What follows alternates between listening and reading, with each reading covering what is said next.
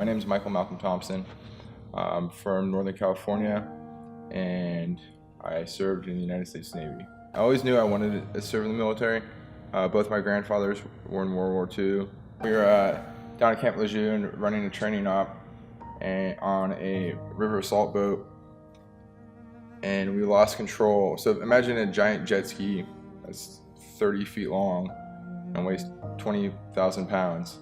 So we slid out, came up, and we hit the wake of another boat sideways and sandbar at 45 knots, and then I went headfirst into the gun mount. My arm got caught between my body armor, and so my arm shattered, damaged my C-spine, damaged my L-spine, fluid in my spinal cord, separated my jaw, concussion that went untreated, just a bad progression of injuries getting worse.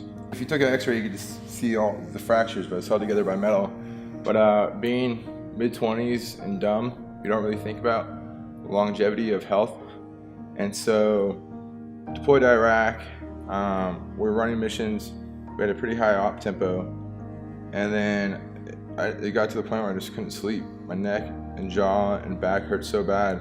I did the whole 7-month deployment. When we got back is when I started seeing neurosurgery and all that other stuff, and so that's when I realized that I had spinal damage.